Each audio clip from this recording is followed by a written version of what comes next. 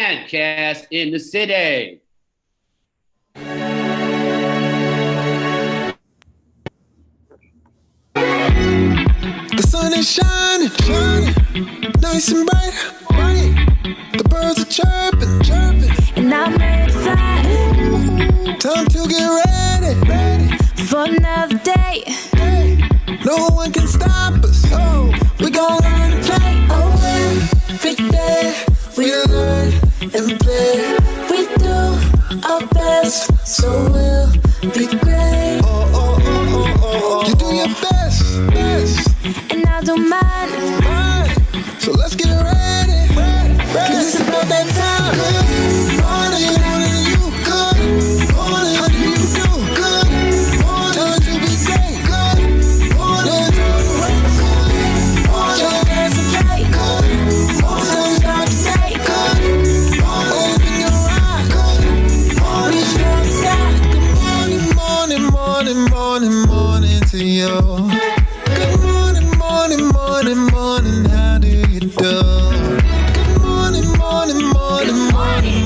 to you. Good morning. Good morning, how do you do? Good morning.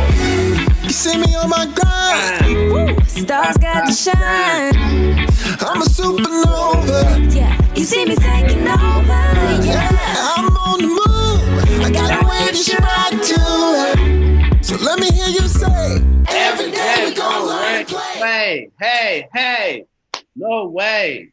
Don't you go away. You tuned in to Rolling Out AM, the Wake Up Call with my favorite Keisha Green, and of course, the First Lady of the Wake Up Call, Cassidy in the City, and of course, Romeo International is there, and the First King James. Protected Serve, of course, we're here. Good morning, everybody. How y'all doing? Good morning. Good. How's everyone this morning? Tuesday. We're doing amazing. Good morning. Amazing. It's amazing. It's Tuesday. Cassidy, King James, Keisha, Munson. We made it to another day. Okay. Yeah. Sure. And another one. Right. Just not one day out at a time. And just keep it going. All you can do. I understand. Let's I keep really it pushing. It's a beautiful day in the streets. Be sure to keep your mask on and definitely don't let your guard down. This Not is at all. the moment. Not the moment. Seriously. Yeah. Don't do it. So find somebody new to listen to. I promise you, we're probably going to come up with a few people, Romeo, to listen to so they can have it. Maybe they'll even give us a Keep the Faith view, because every now and then it's nice to just have a song that would be nice and Be nice. be nice. Keisha, I write songs. I got a hot song getting ready to come out in 2 weeks. Okay. Yep. What is it about? We'll play it. Maybe we get a little further into the show. You gonna leak a little? They say they have that one now. It's Trust in Him. I'm excited. Yeah, Trust in Him. Yes. One of the very first videos I made after coming out of the hospital was to I Trust You. So yeah, it's all about that trust. I can't wait to hear that. Okay. Yeah, I'm telling you, we've been working on this video. We got to get you to sign so you can hold it up. Yeah. Him sign. Yeah, gonna be dope. It's all about our inspiration. It's part of our Peace and Purpose cast. They are on the water. Your Peace and Purpose coloring books are on the water.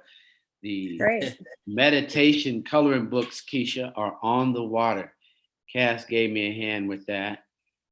Nice. She's gonna give me a hand now with this new fashion and yoga Peace and Purpose coming out.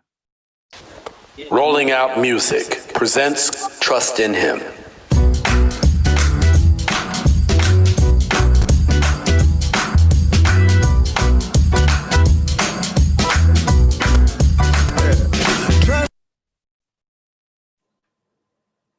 Well, as usual, it and that's an old, very old version. I hope that isn't it, but you know, it's the same people that seem, you know, all the extra. So yeah, you've got to trust the process and enjoy the fact that King James is there with wonderful new glasses. Terry, any messaging from your favorite 45? Favorite 45. Well, my favorite's 44, so I don't know about, you know, 45 is just a bad pick. You know. Okay, well, yeah. I'm not exactly sure what subject that you're trying to broach, but okay.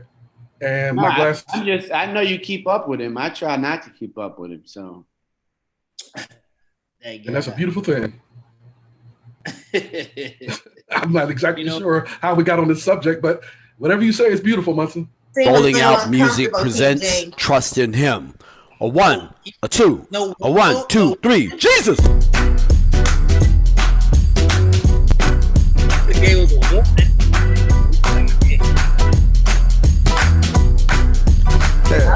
Trust in him and let him know what's wrong. Take his hand and keep holding on. Trust in him, just like the Bible says. Be of service and you won't regret. Cause he got power that you'll never see. And he got power that you can't conceive.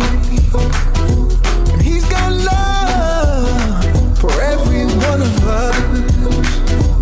All you really got to do is you just gotta trust. Give it up to him. Give it up right now. Give it up to him. Give it up right now. Give it up to him. Give it up right now. Give it up to him. Give it up right now. Trust in him. Yeah, that's what you got. So I'm feeling that one. Yeah, I'm feeling that one. Yeah, we scrapped that part, and obviously she took it short. But you know, we're gonna keep working on them. We're gonna keep praying for them. You know, give us a warm up, and I gotta give people a warm up too. Hey, don't forget, July registration is going on right now for all voters.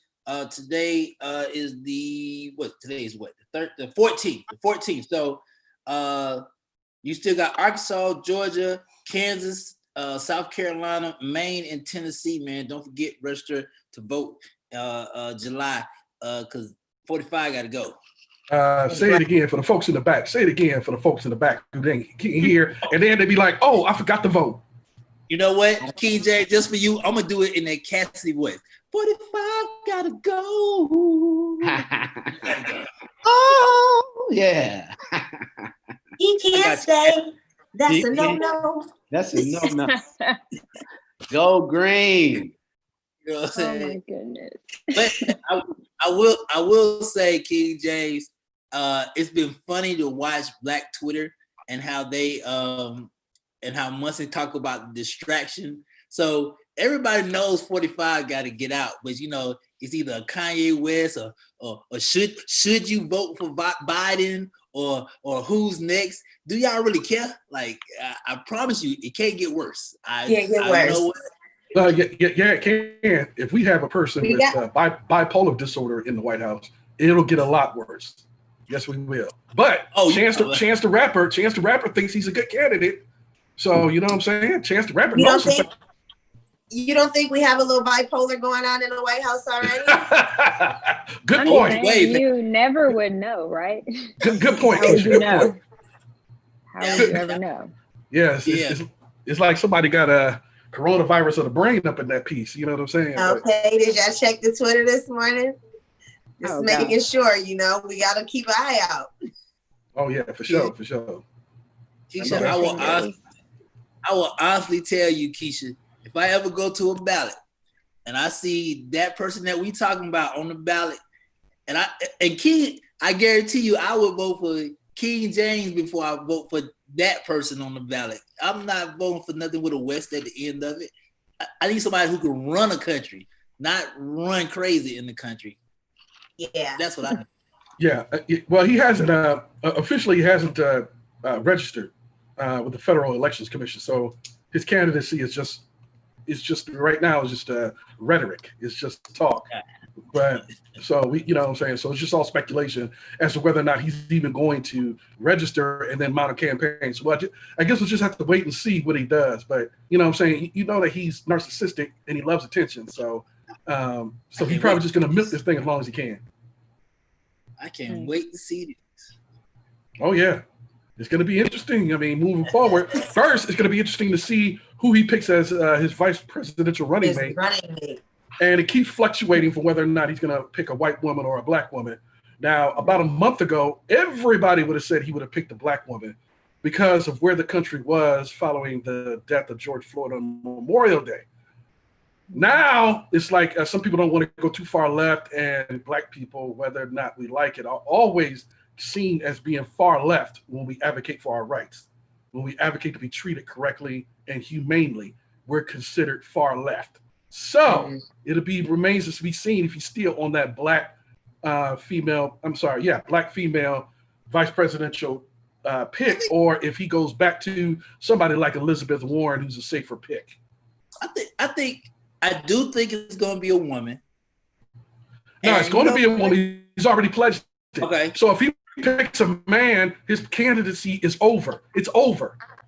I like Warren though. Warren or Stacey. I can go with Warren or Stacey. I mean, I like the way you guys are saying without a woman, this can't happen for him. I'm just listening to you guys say it. I'm loving it. Well, he made the pledge early on, and if he reneges on his pledge, this will be detrimental to his campaign, and he's not that far ahead. So let's be clear: this thing is not won. Even in Texas, the state of Texas, that is suffering from record-breaking deaths and cases, they still have a 1-point lead over Biden. He does. So this thing ain't won. Plus, I think I mean, the likes of Chuck Woolery. He's a game show. What makes sense to get Chuck Woolery, a game show host, would be supporting a former game show host. But I never saw this in Chuck Woolery. Woolery looked like such an intelligent, humane person. The fact that he spouted some, it seemed, I don't know, Muncie. I thought he looked smarter than he was. But I got disappointed last night. Okay. You gotta remember his age, and he's definitely benefited from privilege. Absolutely. Systematic racism kept him where he was, and just think of what he's promoting right now. So of course he wants the benefits to continue. I mean that's the whole idea of systematic racism. Keep everybody in their place. So definitely he's not interested in us moving forward. Well, and it's kind of funny because they are now dismantling systematically the very man that they promoted to the top doctoral position in the country. Mr. Anthony Fauci is being shredded by the own White House, who hired him to be at the lead his task force. Now they're shredding him.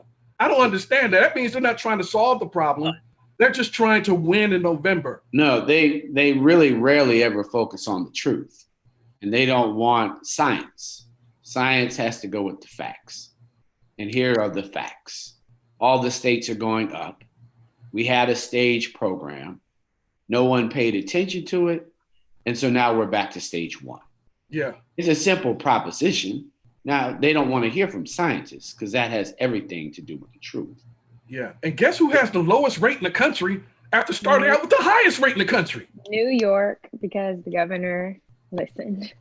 Cassidy, do I smell a 2024 campaign from somebody in New York? Hey, I like that dude. He says no, but I think he's a great leader. I mean, he's really nipped coronavirus in the bud. And now he's offering help to other places, like Atlanta. Yeah, you're right. Now, listen to it. Oh, go ahead. gotta ask a question because Cass, I don't know if you know.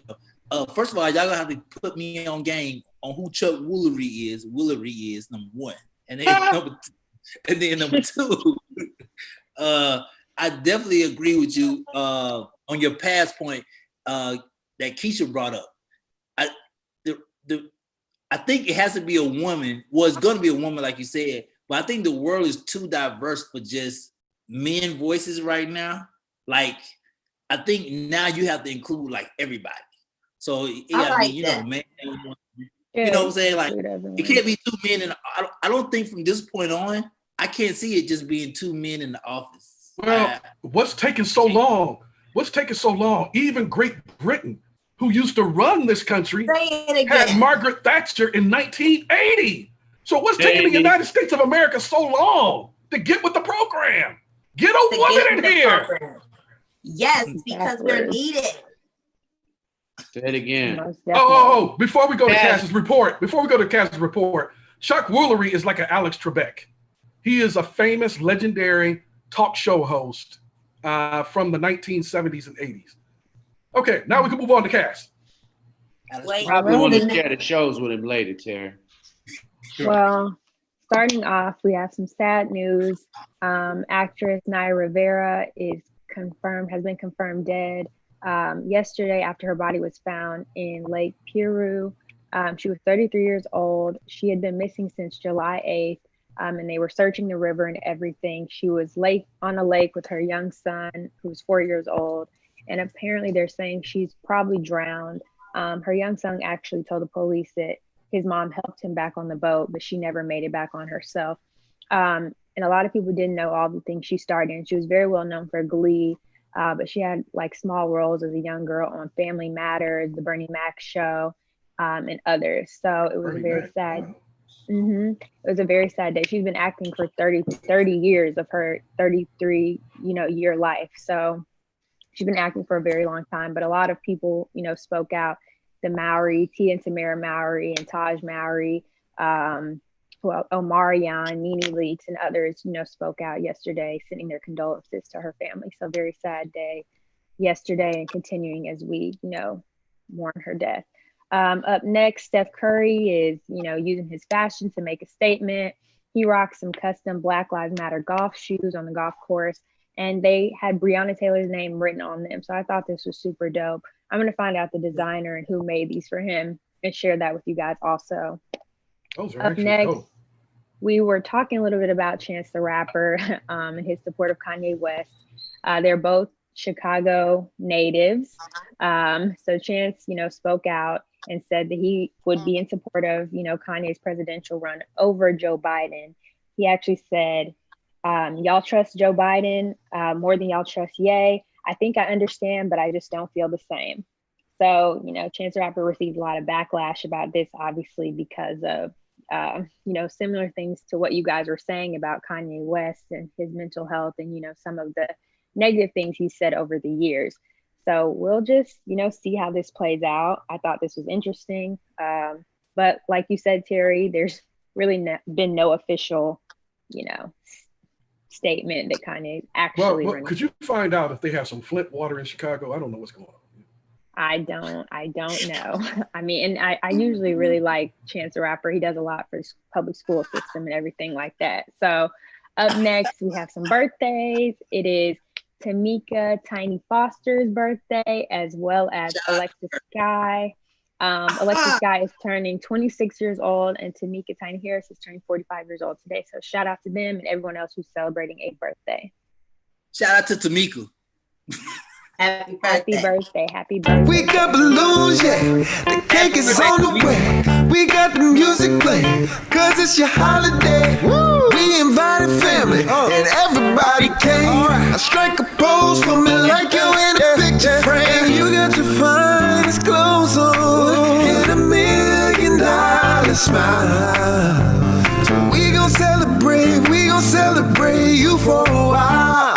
And don't forget we got candles when you away. Don't forget we got the candles. Happy birthday, gonna celebrate you for a while.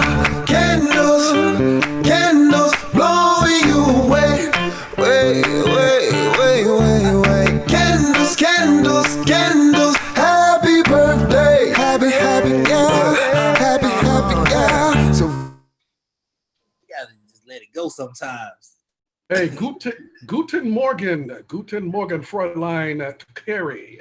Wie geht es Ihnen heute, dear Fräulein? How are you doing today? I'm so good. How are you guys? Yes, blessed and highly favored, ready to get on with our breathing exercise. You know what I'm saying? I'm glad you're back because I got to breathe. You know what I'm saying? I got to learn how to breathe again. Breath is life. That's what I'm saying. That's right. So what you got for us today? I have not a confession, but something I saw online that blew my mind. What? You guys know that there's a secret yogi in Rolling Out. Secret? Yes. Oh, what?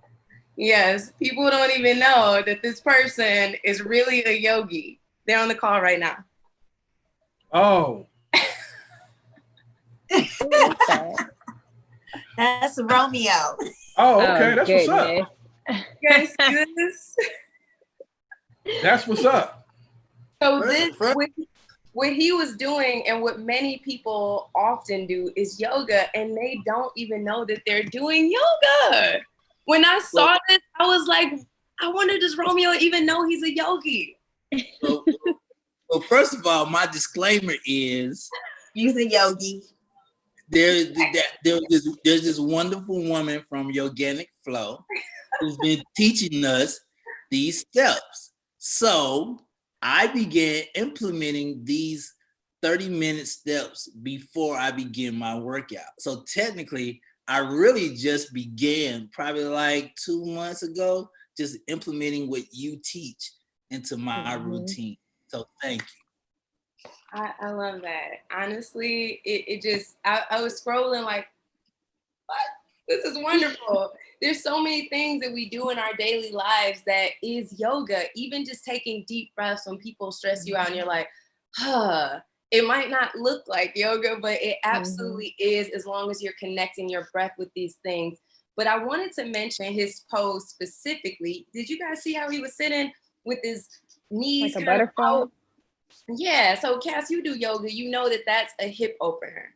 Our bodies store a lot of tension, stress, trauma, especially in tight places like our hips. Oh, is that what that is? Okay, now I know what to do with it. I was opening my hips. Yes, hips are really like, when you open your hips, it's like this gateway to liberation. You literally start to clean out some of the trauma and junk in your body, some of the stuff, the emotional trauma that we store. It lies in our bodies. We can store residual tension in our hips and also our shoulders.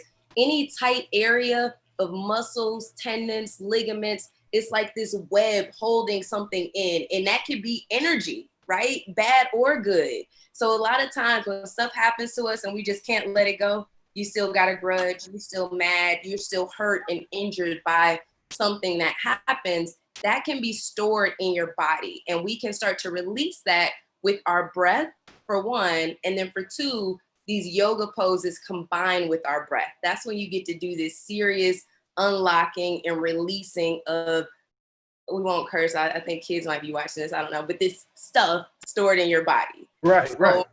I know what to tell Yeah. people. You know what I'm saying? I thought it was food, but that's just a lot of tension stored up. That's all. Ain't food. Yeah. Keisha and Cass in the city. I was opening my hips. You know that though, because when you're an athlete, you stretch. So you sit like not crisscross, but you sit and your legs are kind of in a butterfly and you move them kind of like up and down to like stretch out your body before you go run. And, Yeah, but my coach never told me that I was doing yogi. He was just cussing me out and telling me to run faster. That's all. Yeah. Well, at the time you were just stretching, but when you start incorporating breath into it, like Carrie said, then it's the practice. Is that how I go, Keisha? That how I go? Yeah, when you add the breathing, that part, it just make it a whole different exercise. Hey, I'm with King James. Ain't nobody ever told us that. They just said stretch. Because you want to did it. That's why. You don't want to pull a muscle. Yeah. You definitely need to stretch. Okay. Absolutely. Every time we experience trauma, it causes a lot of tightness and compression of our hips. So right now, we all talk about this all the time on Rolling Out, in our media, in our families, about everything that's going on. And this racial trauma is impacting us. So everybody get like Romeo, get on the grass, on the mat, start to work it out so we can get on the grass. She's in the middle of her yoga routine. There she go. Get into those hips.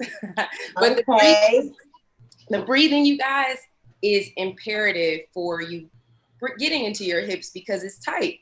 So it hurts, right? Yeah. Like Cass, Romeo, doesn't it hurt sometimes when you're doing hip openers? Oh, that hurt. That not only hurt, but I noticed that, I will say this, I noticed that my breathing changed outside in the heat, like dramatically. So I mean, it does hurt. I mean, when we had to do it in the military, it hurt. And then my drill instructor hurt my ears. So I was hurting all over, you know what I'm saying? And then he hurt my feelings. Keisha, you gotta show him that breathing exercise again. I just got the breathing part. See, I'm over here just really laying in my blessings because, you know, without the legs, I don't have to worry about all of that. You know what I'm saying? So I worry about the breathing part. See, I got that part down pat. Watch. But even like, you know, like this, you know, like in yoga, like rolling your shoulders back, like there's so much stress there. It's like one of those places that, you know, that's really important also. Because like a lot of people hold tension there. Absolutely. Carrie, let me ask you this. So since I'm not able to open up the hips, right? Do you have some special breathing exercises for me that helps me to release the stress? Keisha, I love that you asked that question because you still can get into those hips. You can. By opening your legs as far apart as you can. You know how we're always telling Terry to stick the cheeks down into the seat? You too. Plant your cheeks, open your legs as wide as you can. We can always open the hips, okay? Always. So don't ever feel like you can't do. Romeo, it's not your turn. You can do yoga. You can mostly do all of the poses, maybe just not the standing ones, but you can do yoga in a chair. So I'm really glad that you asked this question. Yoga is literally for every single person. If you can breathe, you can do yoga. Keisha, you open up those legs and breathe, you are getting into those hips. So one day, I'm manifesting a class that we can do all online together. I would absolutely love that. So we can demonstrate to people how you can link the breath and the movement for all people. So if you're sitting in a chair, you're sitting on the floor, legs, no legs, whatever you got, you can use what you have to feel better and release some of this trauma and tension we have stored in our bodies. So thanks for asking that question. Yes. But you'll need the breath to open the hips because it is uncomfortable whether you're sitting on the floor, you're sitting on a yoga mat, it does not feel easy. So how do we get through uneasy times? We breathe through it. Breathe, push through. That's how we push through, exactly, with our breath. Why? Because it focuses our minds. When we're focused on one thing, we might not think about something else. So for example, you know, when you have to go to the bathroom, you're like, oh my God, I gotta go. But then you like get on the phone or something else happens and you forget you have to go. That's kind of how it is with breathing. When you're so focused on your breath, you kind of forget that your hip is becoming numb or there was a lot of sensations there or it hurt. Because you're so focused on your breathing. So can you teach us another breathing exercise today while you're here? Because you know what I'm saying? Like I just, repetition is the mother of skill. And you know, I'm a remedial learner. Help a brother out with his breathing, please. Well, I have this cup here this morning. We'll use this cup to demonstrate the breathing exercise. All right. So find a nice, comfortable seat. Looks like we're all in a chair. Cheeks planted, spine straight. Stack your spine over your pelvis so you're sitting up tall. Sometimes we tend to stick our chin up. See if you can gently tuck your chin so your spine is nice and straight. Now, see this mug? You are going to breathe in halfway, breathe in all the way. When you breathe out, you'll breathe out half of the air, then you'll breathe out completely. I just use this as a visual so you can imagine your the frontal plane of your body, your diaphragm and your stomach and your chest being this cup. Okay. That's how I learned through pictures. All right, good. So just use that cup as a visual. Let's all take a moment here. Close the eyes, close the lips. And sometimes it's challenging to close the eyes. So no pressure to do that. If your eyes are open, you can keep this soft gaze forward over the tip of your nose, steadying the eyes. And if your eyes are closed, you also want to work to steady your eyes, meaning stopping them from moving as much.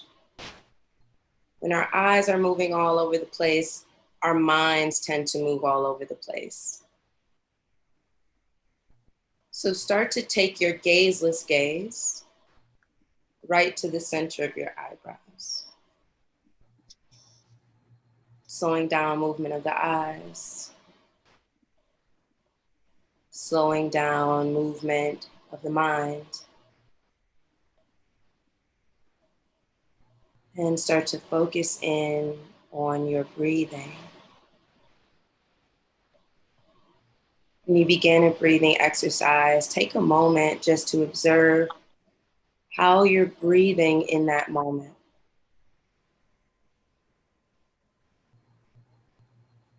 Is your breath moving quickly? Or maybe your breath is moving slowly?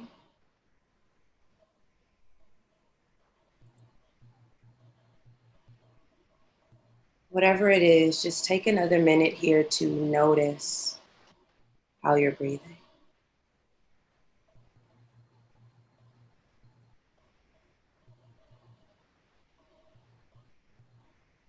Without changing anything, just noticing.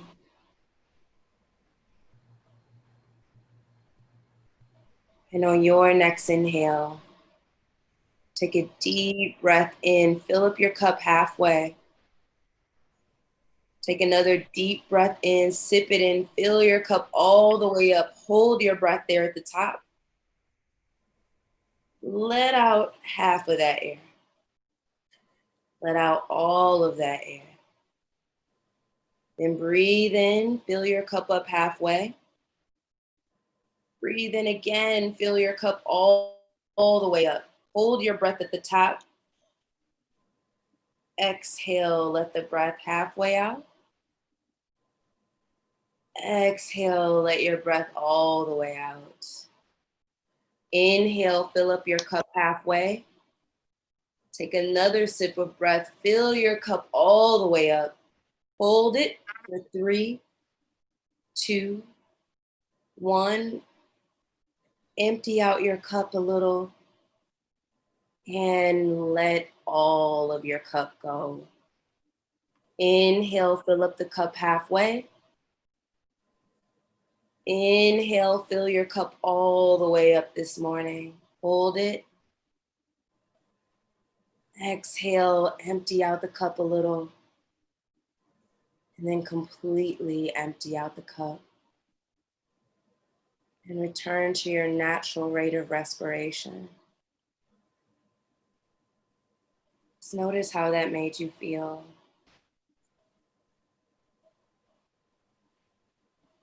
And then slowly start to open your eyes up.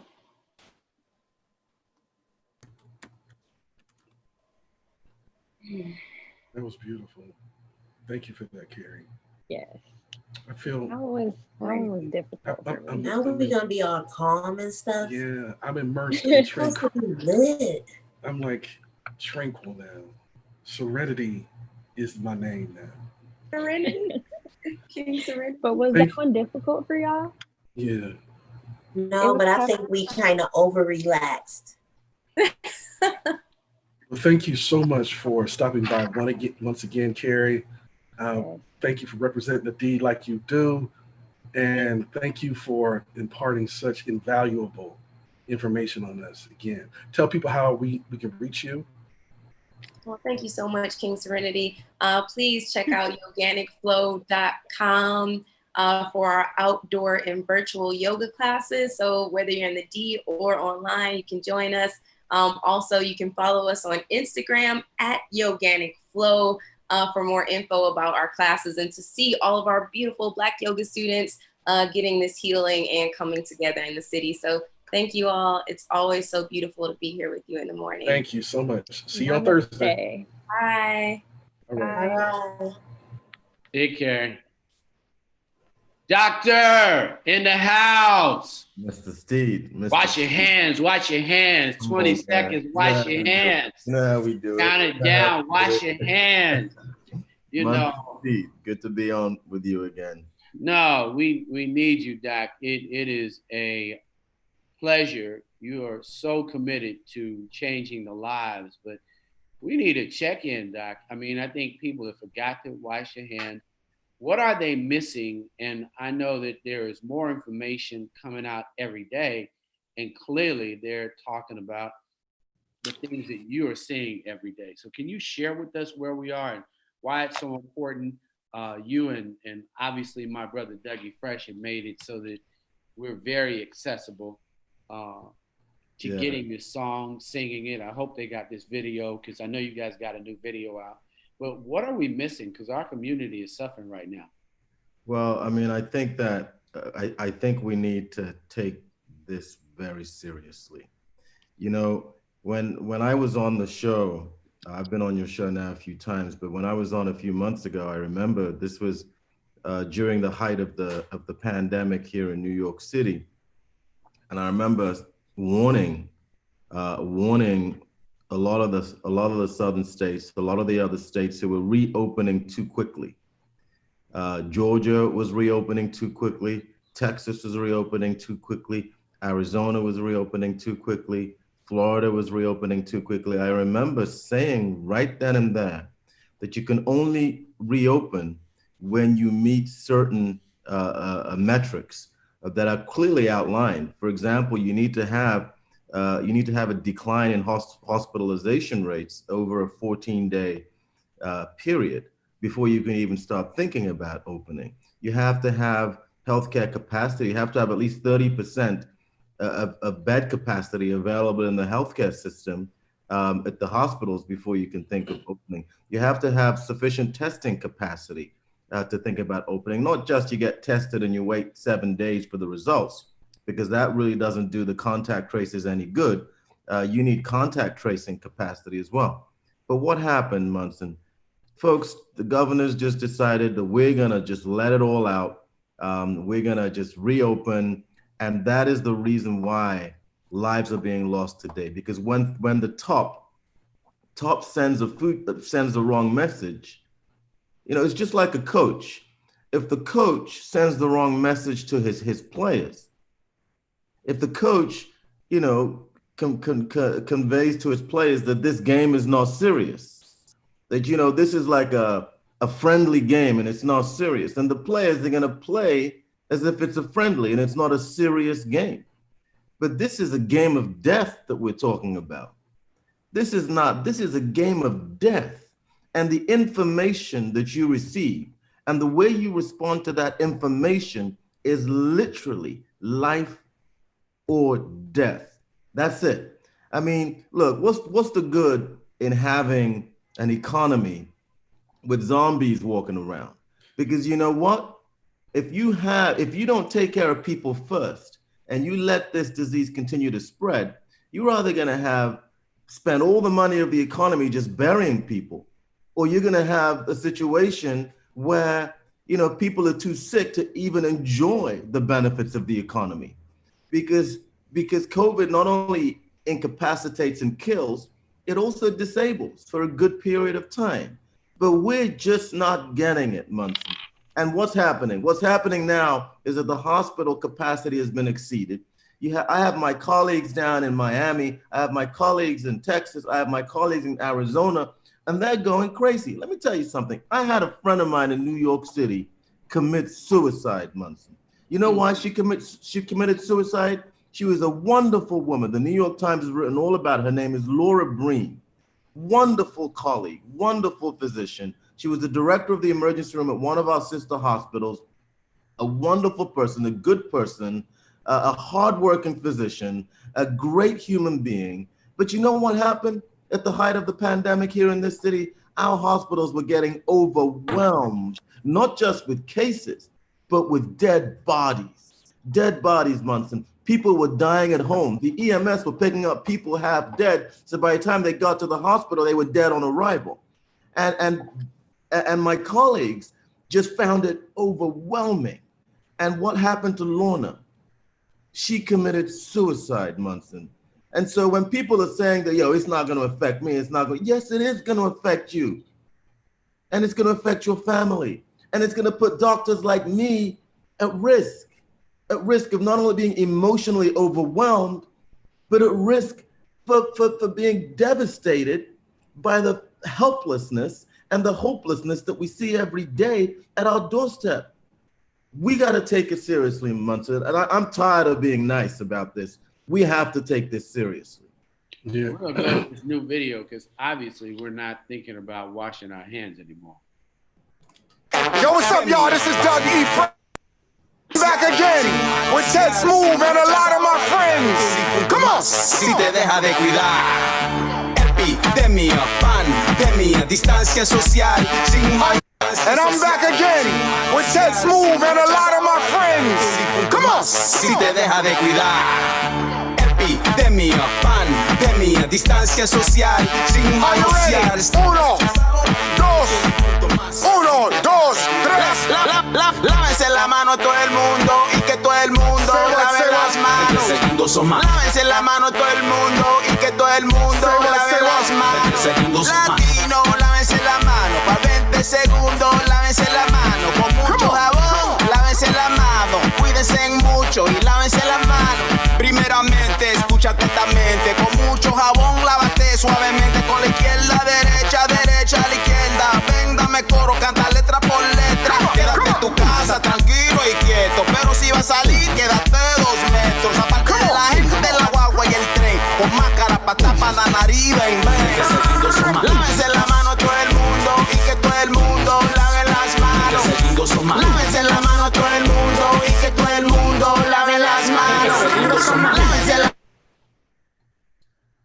Yeah, that was beautiful. And I needed that little bit of rhythm to pick me back up. You know what I'm saying, Cash? Yeah. You know what I'm saying? Yeah, that's Doctor, one of the things I wanted to talk about or to bring up was the fact that, the prognosis is very grim. For the immediate future, like Texas, the governor said it's going to get a lot worse this coming week or in the next 2 weeks. It's looking terrible in Florida. In Arizona, it's just out of control. So what I wanted to know is that part of the solutions, in addition to washing your hands, how does hydration play into this? In terms of people keeping water in their system at a regular basis. Now, I haven't seen it really confirmed nationally from a nationally renowned epidemiologist or virologist or medical practitioner. I would like you to talk about how hydration plays into this in terms of helping to repel this virus or to keep you healthy, keep your immune system up. Well, that's a great question. One thing is that hydration, water is life. Water is the river of life. And hydration is critical for the human body to function optimally. Let me just tell you something, man, because that was a great question. I see patients who get confused, sometimes near approaching comatose status because of dehydration.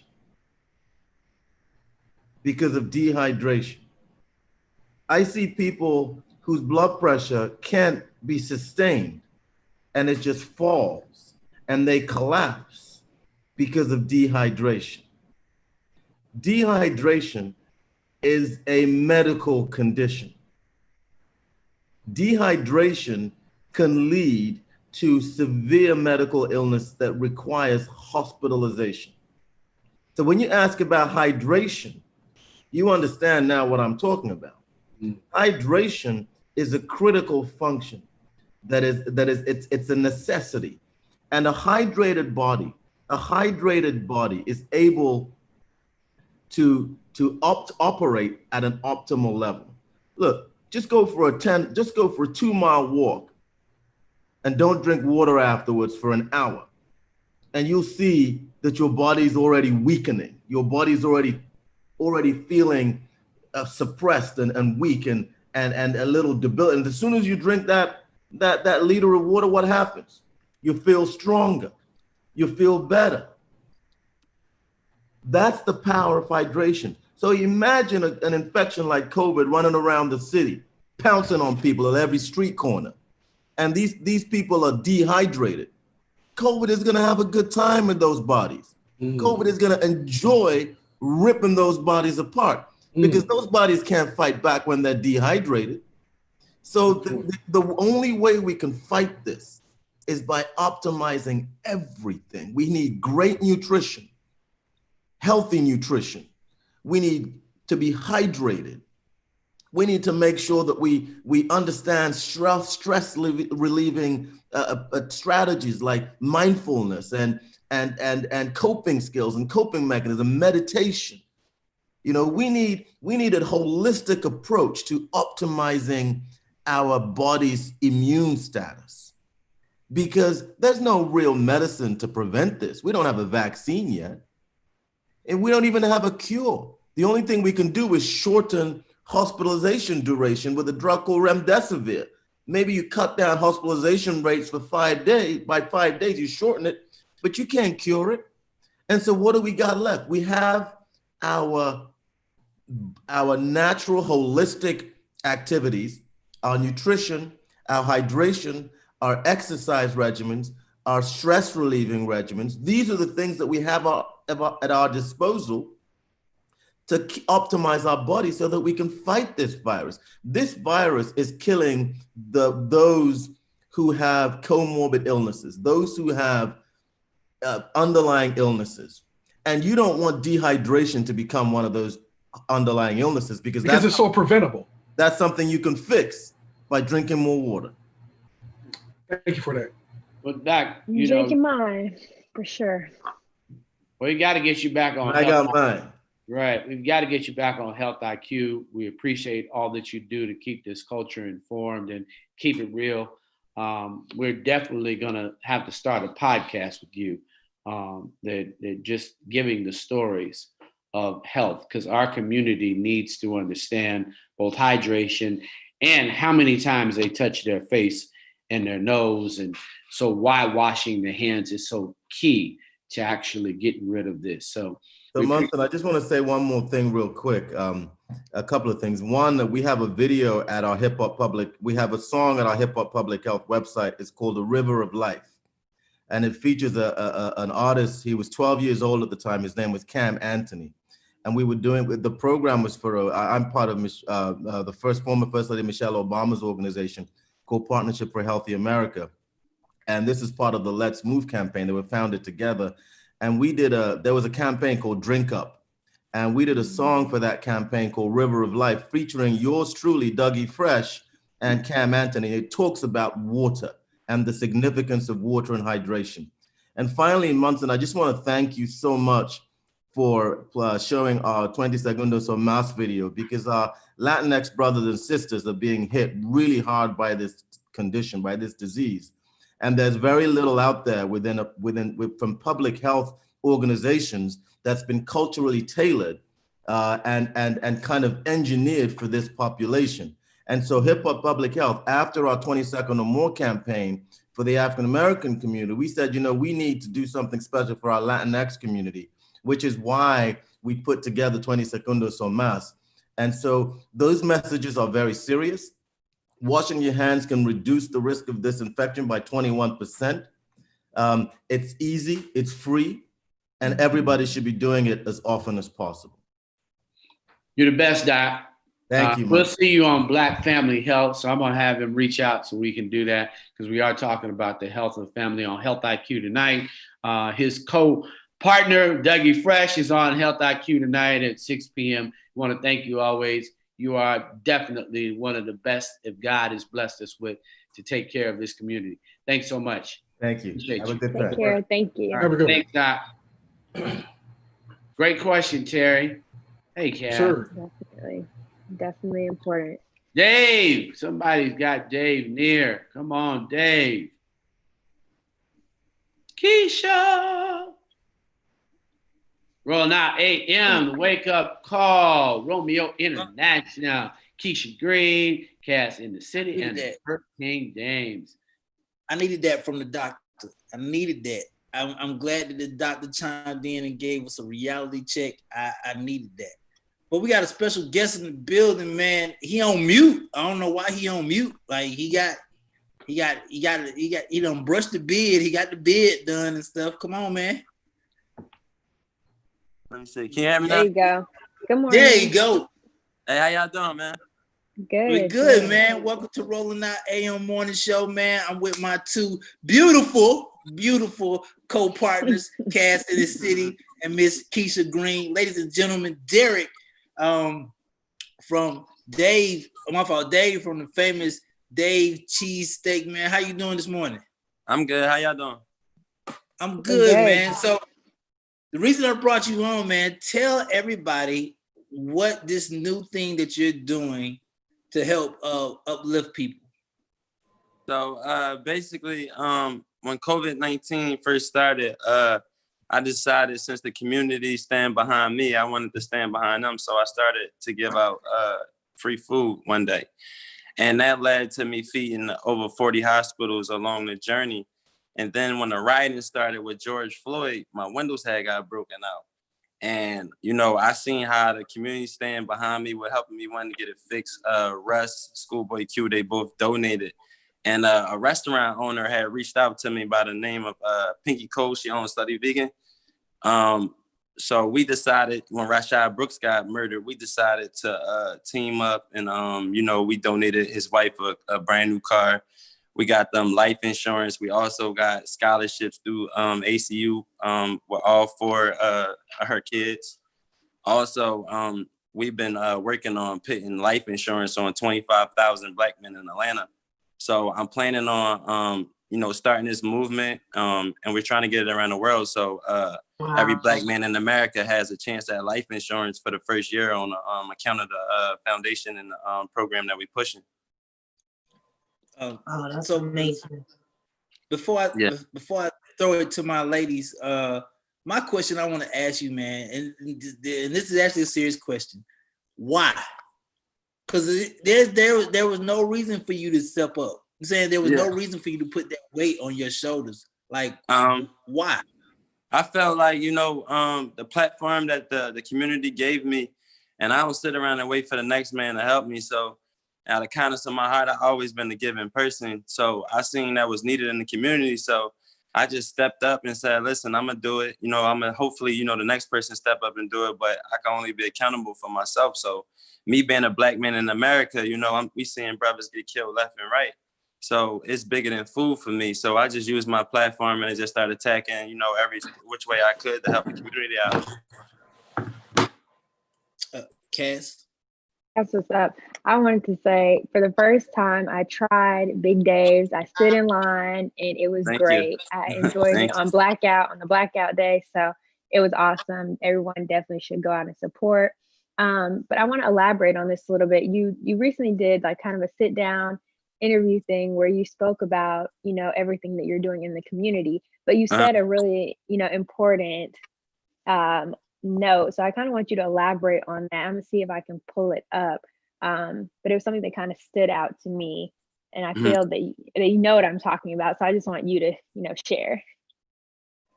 So basically, are you talking about like the give back? Yes. Okay. You were saying as a Black male business owner. Yeah. So basically, me being a Black male business owner, I come from a very rough place. I'm born and raised from West Philadelphia. So I actually lost a friend last night to a murder. Rest in peace, Michi. He was a comedian, but it's just stuff that, you know, that I escaped out my city. So when I came here, I seen Atlanta opportunity. It's like when you grew up in the jungle and you were around a bunch of hyenas and wolves all day, and you finally get away from that and show what you're really made of and be able to help other communities and other, you know, Black males out here. Cause for real, we all getting tricked out our spot. You know, we all we all getting set up through the whole system. You know, when you brought up in a single home family, then when you get grown, you don't have no real adult morals to respect yourself and have the dignity to change your own life. So I'm just trying to do that for the younger generation right now.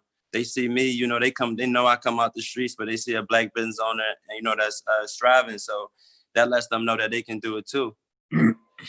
But for me, did you grow up around food? Was this something, you know, what was that transition for you? Actually, I actually did grow up around food. So my grandfather, he used to always have me in the kitchen. On Sundays, if I ain't go to church, I had to finish his Sunday dinner. So I learned how to make seasonings through him.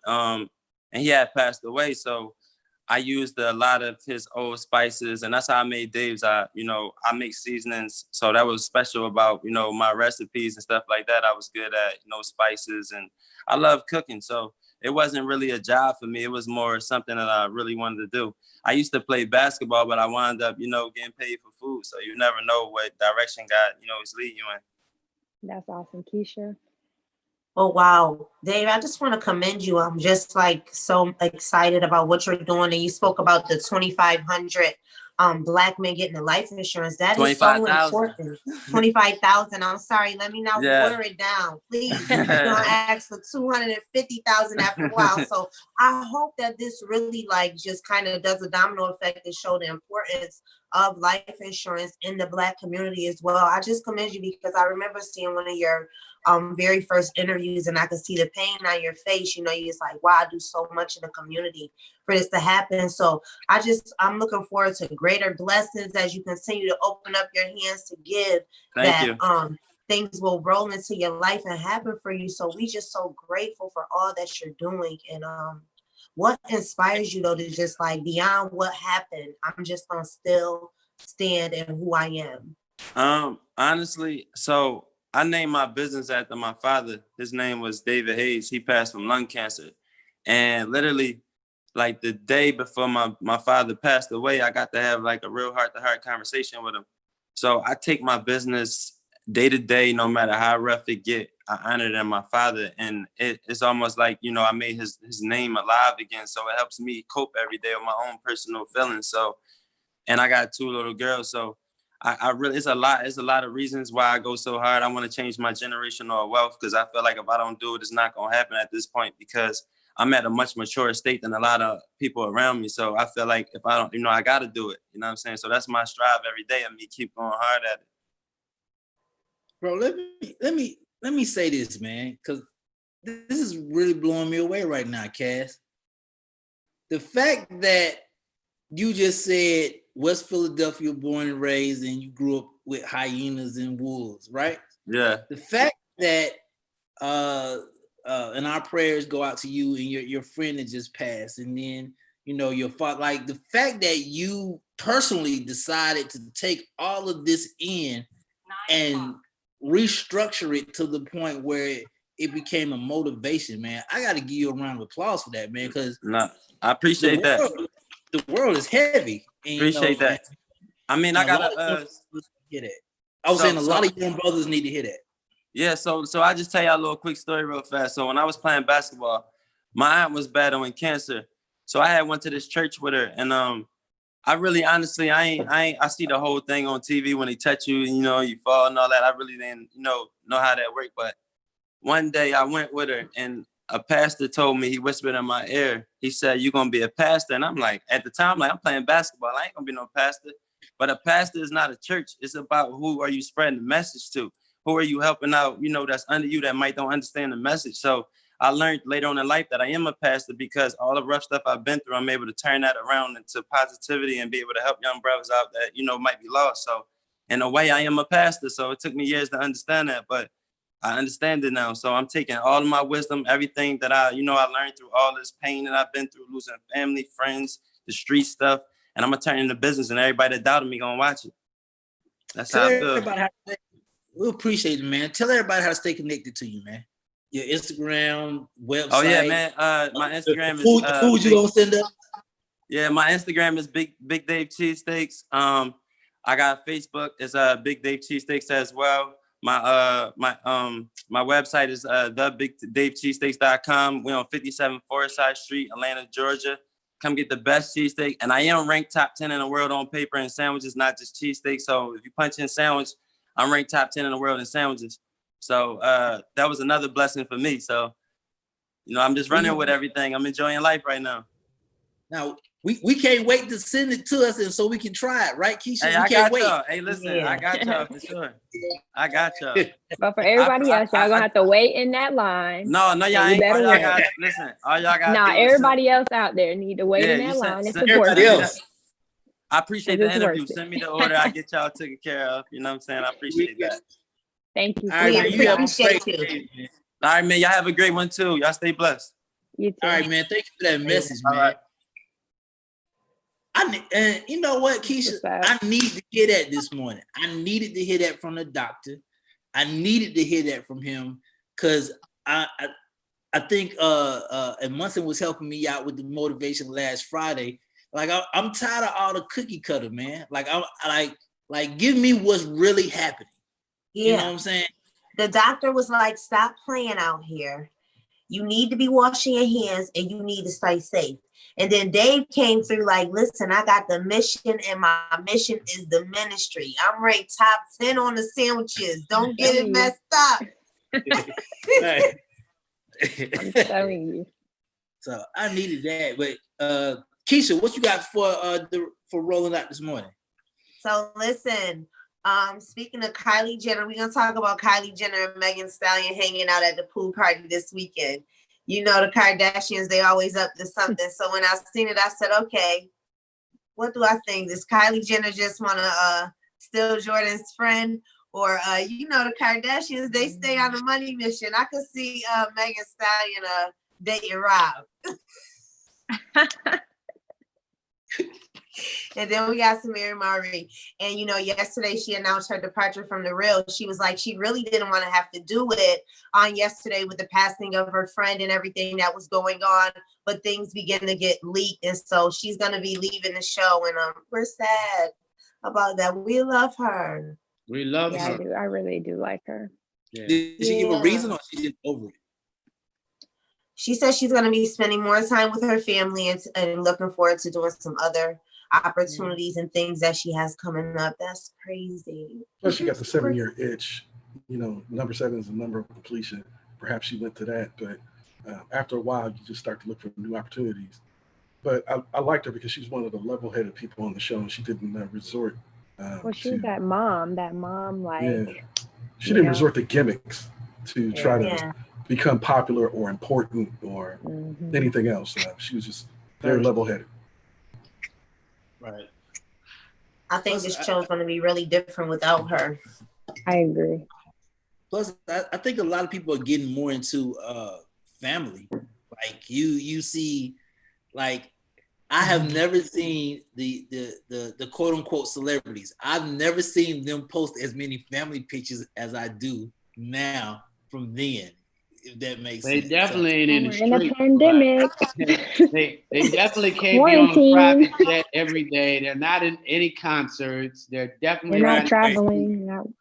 Movie sets. We can't go to San Tropez, and you couldn't pay me to be at a beach in Miami. No. So listen, they spending time with your family, but they're enjoying it. Yeah. Well, you're meeting some new people. Oh, we're related, huh? I remember you. You live here? I'm your cousin. You're right. I'm your cousin on your side. Right. Oh man. The worst in the world are all those people that want to come visit and what are you doing? We can social distance. And then you look on their social and they ain't social distancing. Man, no. They all out. Like, why are you gonna try to bring me to Corona? We're like, just if you know that one thing they say is, it's just me and a couple of my really close friends. And how many of their close friends have they been hanging out with? Y'all are sitting so close. I see you in the picture. Yeah, and it's really just a snap judgment. I mean, I got a call this morning. Well, I called somebody, I haven't heard from him in 2 weeks. And a good friend of mine, he's owner of a radio station. He caught the coronavirus and he had been practicing social distancing and everything But this past week, 2 weeks ago, he had a movie premiere, an independent movie, and he invited a lot of people over to his house. Now he has it, and he's messed up, and he's trying to get over it. So it's just like, you can't even afford to slip. You know, I had an appointment for a haircut, and I trust this person, but I don't trust the people she gives haircuts to. So I canceled this past Saturday. I mean, I'm just like, I can't do it right now. We can't judge Corona on title. It's like, oh, that's my cousin, so she can come over. Oh, that's my mom, so we can be together. Like, God ain't gonna tell you so many times. God ain't gonna tell you but so many times. Like, hey, it's I'm telling y'all. Romeo International. Romeo International, the Social Report, rollingout.com, Rolling Out Fit Club, Rolling Out Health IQ, everything rolling out. Let's start with Kanye West, future Mr. whatever y'all want to call him. He released a short track of his late mother's birthday, called Donda, a tribute to his mother. And it's actually a beautiful song. I wasn't able to pull it this morning because we can't do it because of the rights. But I challenge everybody, when you get the chance, go to YouTube or go to his Instagram. You can check out a clip of it. So shout out to Kanye West for doing something normal. Also, this is big right here, people. Pop Smoke joins the likes of King James, Tupac, and the Notorious B.I.G. with his #1 debut album, Posthumous. Now, this is what crazy is. Crazy part is he is the third hip hop artist to go #1 after his passing. After. And it makes me want, it is so sad, because now it makes me wonder, what was he next? Like, was he the new 50 Cent? Was he the next icon that these idiots took away from us because they wanted some money and a gold chain? Man, y'all killing me with these robberies. Chill out. It ain't that serious. But shout out to Pop Smoke, man, and shout out to 50 Cent for actually pushing this after his death. I will say this: 50 Cent, after Pop Smoke died, 50 Cent made it a personal journey of his to push this man's album and make it correct, and very, very much appreciate. Yeah, shout out. That's dope. What else we got? Now, to King James' point earlier, hey, I like Fauci. I think Fauci is the coolest nerd ever. Dr. Fauci. I'm sorry, I can't say. Hold on, I got excited. Dr. Fauci, I like him. President Trump publicly criticizes him, saying the one of the nation's top infectious diseases experts has made a lot of mistakes. Wow. Now, I ain't a rocket scientist, because I want to talk to the team right now. I am not a rocket scientist. This is what I am. If this man is the top guy and he telling, excuse my language, he telling your ass, this is what you need to do. How are you, sir, who don't know nothing about science, diseases, you ain't went to no school to learn nothing, telling this man he wrong? How, 45? How? Well, I'm lost right now, man. Well, the thing is that number one is there's jealousy going on. He mentioned, 405 mentioned that before he started this campaign, or somebody anonymously from the White House started this campaign of hateration against Dr. Fauci. They noted, 405 noted that he was very popular and respected in polls around the country. And so long after that, they started demeaning him and besmirching his character and assassinating his character on screen. So it's really just interesting to see that it's not about trying to solve this pandemic, this problem that we had under control and is now out of control again, but it's about assassinating the person that you picked. And it's really a reflection that so many people that you pick you didn't turn on them after you pick them. You picked them. Well, so he's literally like the most trusted epidemiologist in the country for sure. He's worked under like 5 different presidencies. So right. for you to be going against him is pretty insane. Like he's been trusted by 5 other presidents. Well, you know, he always attacks anyone that doesn't agree with him. And I'm sure just like us, he's seen the videos. The doctor would be in the background like, yes. Oh my gosh. Every time he's like, what in the world? Like, I'm trying to tell you facts. Stop telling them fiction. Yes. Like, so, you know. But you know what's so crazy? Even before we move on, even to King James' point, I actually took time. You know, I was like, well, let me watch C22Ns. I said, let me watch, and it seems like every time the conversation comes up about COVID, he redirects it towards something way left field that another country did. Nothing about the United States. It's always, hey, Trump, what are we doing about COVID? COVID, well, let's talk about Europe. What the hell? Europe got to do with it. Yeah, and the problem is that if he wants to talk about Europe or another country, well, let's talk about another country. South Korea, for example. They have in total something in the nature of 16,000 cases. Total. Yeah. Not deaths, just total cases. If you go to the state of Florida, they have 15,000 by themselves. 15,000 in the state of Florida, but the whole entire country of Korea, which is about 56 million people, they have 15,000 cases since this began. So this is how leadership is working in South Korea versus what's going on here. And then, as I mentioned to Kaz earlier, look at the state of New York. They have the lowest rate in the country after starting out with the highest. What is he doing? And why are we not modeling? Why are we not replicating the efforts that are being done in New York by Governor Cuomo? That's why I think this guy's going to run for president. I mean, he's trying to keep the focus on what's going on now. But I promise he's going to get a serious push to run for president because his leadership has taken it down, not to zero, but down to level 1 in terms of cases. And then you go to Florida and Georgia and Arizona and Texas, all of the states that opened up early, run by the Republican governors, and including the state of California, all of them have record-breaking cases. What is going on with the leadership? So that's what we're facing right now. And so we need a centralized, monolithic monolithic message that we listen to one person giving one message so that we can get over this. Because I'm tired of staying in the house. We should have been out the house by now. Hey, we got a comment, and I actually got a question for King James and the team. The comment says, "What's up, Schrock?" Barbara Field says, "People better start listening to those in the medical field and stop listening to those that are in the acting field. Come on, people. We need to pay attention to those that know what they're talking about. Seriously, if you didn't agree with him or not." My question is, what happens during this time where you have a president, a mayor, and a governor, and none of them are on the same page? King James, what happens? Well, the thing is that, first of all, this person must know me from my childhood because my nickname was Schrock, half my last name.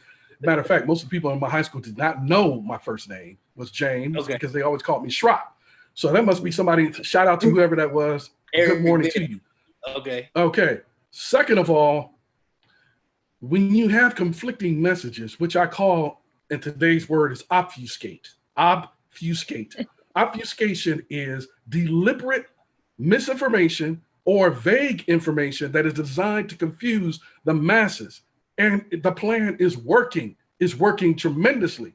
So today's word is obfuscate.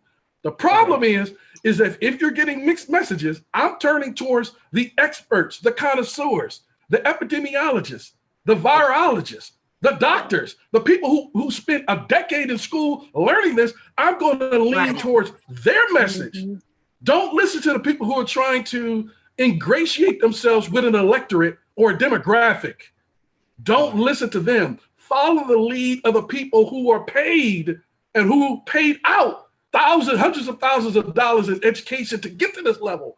Please follow the experts like the doctor that we had, and I can't pronounce his name, that we had on earlier. Outstanding message about how hydration and washing your hands can help protect you from the virus, or if you get it, help you to overcome it as easy and as not easy, but as quickly as possible.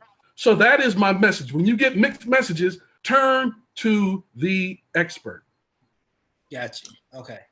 He basically said the difference between life and death is water. Water is life. He just kept saying, like, basically some people die faster who's dehydrated. Water is life. It's the difference. It's what's going to save you, not save you in some points. Yeah. And the thing about it, it was actually fortuitous that we had Carrie on talking about breathing, which is life.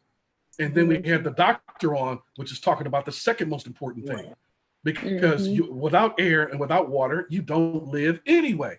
So I'm thinking that people need to start practicing their breathing. When you pray, that is a form of meditation. And then when you hydrate yourself, even if you overhydrate and you get tired of going to the bathroom, that's just a consequence of living. Would you rather go to the bathroom a lot, or would you rather live? I know what choice I'm going with.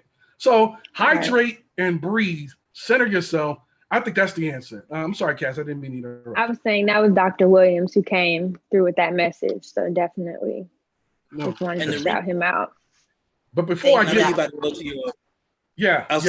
before I start to bloviate again and start to go off on a tangent and get on my soapbox, let me go ahead with my report. You know what I'm saying? So in today's news, singer Albie Shore, legendary singer and songwriter, prolific songwriter Albie Shore, suggests almost 2 years after her death that Kim Porter, who's his ex-girlfriend and the mother of one of his children, and also the mother of 3 of Diddy's children, he is suggesting now that she was murdered. And many fans on his Instagram page actually agree. Now, there's actually a video that I should have included that was where he's filmed crying in a car. He's obviously distraught when he had just learned about it. But he did not offer up the explanation. And he said, that's all I'm going to say for now. But he did suggest that she was murdered. So I guess some more is going to come out this either in the near or distant future. We'll have to stay tuned on that. That's wow. Okay, Megan Thee Stallion. Megan Thee Stallion, she stays up in the news, and we remember her because she had a #1 hit that went #1. Matter of fact, soared to #1 when Beyonce sung on the thing. What was it? Savage. Went to #1 on the Billboard charts. And her real name is Megan Jovan Ruth Pete. So Megan Thee Stallion was at a party in Hollywood Hills. I don't know what it is about Hollywood Hills because that's where Pop Smoke got smoked. And then now we have this argument in Hollywood Hills. People in Hollywood Hills probably saying, y'all need to get the hell up out of here. Anyway, she got injured and had to go to the hospital. And her friend named Tony Lanez, whose real name Tory Lanez.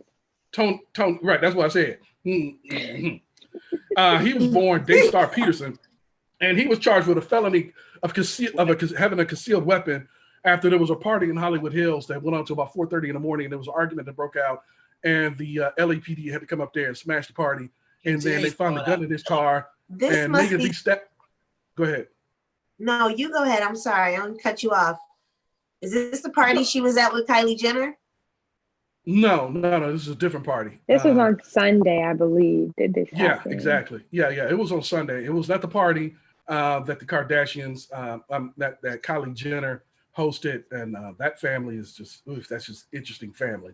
They seem to always know how to connect with the hottest thing. You remember after Cardi B first went famous, all of a sudden they had her at the house. So they know how to, align themselves with Black icons. It's really interesting, and it's more than just coincidence that as soon as somebody explodes into the national consciousness, they end up at the Kardashian clan's house. I don't get it, but do you? Back to my report. So, but anyway, Tony, he's been charged with a felony, and so I think we've gone over this already. But for the ladies, if you like looking at his face, go. That was another picture of Albie Shore. But I think I have a couple more things going on my report that I will complete as soon as our producers return to the report.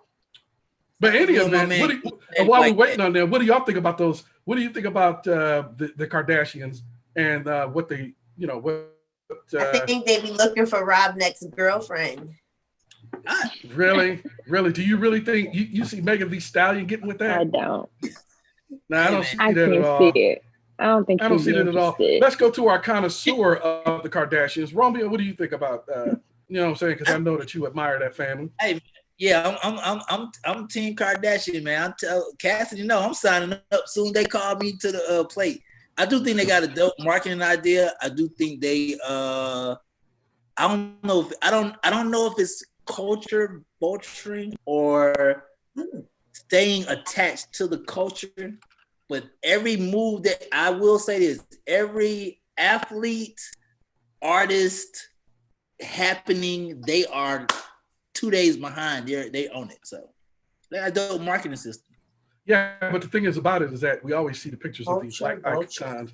As soon as they explode, as soon as they soar, they end up at their house. But they don't. I don't see any of the white stars. Nope. I just it's interesting. It's interesting, this pattern, this mode of behavior. Their modus operandi. It's just that as soon as they make it, they end up at the Kardashian house. Well, anyway, back to my report. I don't know what's going on right now with Bryce Gray. I think we need to pray for the brother. He must be going through something. Last year, he was arrested for riding in his Rolls Royce, and he did not have a license. He did not have his registration, and his tags did not match the car. When he was pulled over in Chicago, and he was arrested then. Yesterday, he was on Monday. He was arrested. You got to do that again. Yeah, got to repeat that. Yeah, I wish we could get back to that. But as we wait for his picture to come back up, he was arrested on Sunday after a 9-hour standoff with police. He's being charged with the felony domestic violence for allegedly choking his wife until she passed out and then beating her for hours inside of their home. She was able to flee and run to a gas station and call the police and had a driver pick her up, and she had to go to the hospital because she had visible signs of an assault. And when they stormed his house, he refused to come out at 10:30 at night on Sunday. So they had a 9-hour standoff until the one on top is his current mugshot. The one down below, the mugshot below is the one when he got arrested yesterday. And so, yeah, it's kind of interesting what he might be going through and what might be going on in his mind that you would have a 9-hour standoff with the police. What did you do? What are you into? And so this becomes the second major brand name from the blockbuster series Empire, because when it first came out, it was the biggest thing on TV. Everybody wanted to guest star on Empire, and now it crashed and burned like an airplane. It just crashed, and it looks like it's taking some of the stars with it. It's become like a black hole. It's becoming a Kardashian. Like a black hole of emptiness that just sucks you in. Hey man, but who go ahead. Who are your friends? Like, ain't nobody like it's King James. First of all, I didn't know about the wife. I remember the car race, and what you just said just shocked me. My question is, who is your crew? Like, if I get out of pocket, I expect Cassidy to call me and be like, "Hey, boy, you tripping? Who is your crew?" Yeah, I just no. Go ahead. Go ahead, Cassidy. They've been saying that during quarantine and people spending so much time together, that domestic violence is on the rise. So it's very unfortunate that this happened. But yeah, I think we spoke about that last week when we had the couple on. We were asking them, about the domestic violence and where the people taking advantage of their therapy because, with people not being able to get out and have that place of release or just to have some time to decompartmentalize themselves. It's kind of crazy to have somebody like literally in the other room or just like next to you all the time. You're like, yo, every time I go to the bathroom, you know it. Yeah, and it's kind of interesting because Bryce Gray is going through some type of turbulence in his personal life, obviously, and we pray for his recovery. But he is affecting his marketing and his future in Hollywood because you're beating up. First of all, did anybody know he was even married? Like, I didn't no idea. Yeah, this woman who's he may not have known, Terry. He may have woke up one day and be like, "Who is that? Who are you?" He didn't know. How'd you get it? Yeah, and in this era of Me Too, this is really detrimental to Cass, what you think? Because we need some insight on this. How is this a secret? It reminds me a little bit of Chris Brown and Rihanna, but who is his wife? I have no idea. I didn't know he was married at all. Regardless, it's unfortunate at all. Regardless if it's your wife, your girlfriend, you should keep your. And why are you living in Phoenix? Like, that's not where you get crewed up at. That's probably why his crew can't get to him and talk to him, Romeo, because he's crewed up by himself in suburban Phoenix, which is not exactly a Hollywood hotspot. So, and his last major movie was the New Edition story, correct? Yes. Yes. But I mean, he was a rising star. He was definitely a known commodity in America. He had ascended to a level of, he was instantly recognized in America. He was on an uninterrupted upward trajectory in terms of his career path. And to see this happen to him is just really sad, to see another person struck down in the prime of his career. He's only 26 years old. I mean, he can recover, but Hollywood frowns, especially today. Hollywood frowns when you beat up and choke out your girlfriend. It's a rap. Hey, tell him, Keisha, it's a rap. Yeah, it sounds like he's on drugs. It's like, that sounds like drugs. Like, because first of all, alcohol, drugs, it has to be something going on, because the simple fact is, after you've choked her out, you're going to be on her for, they said hours. Yes. Like, so at no time did your reality strike you like, hey, what's going on here? Yeah, it could also be mental illness. It could be mental health month. And we have to keep in fact, you know what I'm saying? Even though it looks damning, he is innocent until proven guilty. These are alleged charges, but it looks bad because he's charged with a felony and he had a 9-hour standoff. You don't have a 9-hour standoff if you have simple, just a smack and a hit. You stand off because you done something wrong. Alleged. Yeah, exactly. Everything is alleged. But what is not alleged is that he kept police at bay for 9 hours. That's a fact. That's a fact. So it's just it's a bad look. They didn't just rush in and do something crazy. Right. Well, they were just waiting for him. We've seen Breonna Taylor movements where it did not end nice. So that's true. Thank God that it was just a standoff, because clearly could have been worse.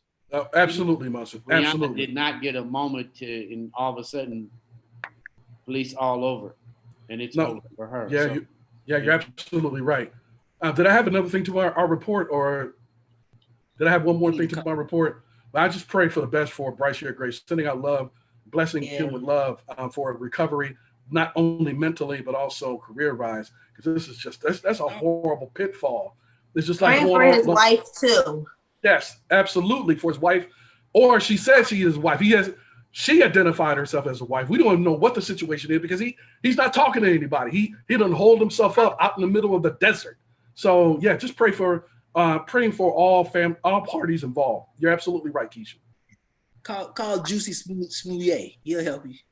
Oh my God, we got to play that video. We got to play that video tomorrow where Dave Chappelle talked about Jussie Smollett. That was, I was choking laughing the first time I saw that. Oh my God. Yes, I do have one more slide, or we're gonna go to FB. Oh, yeah, go to Facebook there, Romeo, and tell us what folks are saying. So Stacy Simone Champagne's checking in. She said, "You're right. It is so strange." Also, Iris Baker. I don't think people are taking this COVID-19 serious. I don't understand why some of these people are throwing COVID-19 parties to see who catches the virus. It's just pure stupidity out there in the world to me. Trust me, we agree with you 100%. Tanika Porter says good morning. And also, Barbara Fields came back to tell you people are using the virus as an excuse, but now it's coming out seriously that this is real. Get help and stop using this as an excuse. You know what? I do think a lot of people are using COVID as an excuse. Keisha, I really do. Like, excuse for what? Well, I mean, what is the excuse? Right. Well, you got to think about it. So you're right, Romeo. People are saying it all day. Well, I really could deliver and pay my rent today, but it's COVID. So now I'm getting ready to get put out of my house. It's like they gave you, you fell for the trick. They gave you 3 months and now they putting you out there. Or I really would bring and pay my bills today, but COVID and my bank is closed. So they're using the excuse. It closed early, so I can't get by there and get that money order. They using the excuse. These are definitely COVID. Almost 50 million people unemployed, though. I'm just saying the excuses are there. The bank closed early. All of those things are happening. And all those people got that COVID weight. COVID weight. There you go. There you go. I don't know how them Oreos ended up in my mouth, but between Oreos and ice cream, those are my 2 best friends. That's how I'm coping. Wait a minute, Keisha. You can see my refrigerator. No. What in the hell? Yeah, that's just tension. They got COVID. That's just tension. Now. They got COVID here.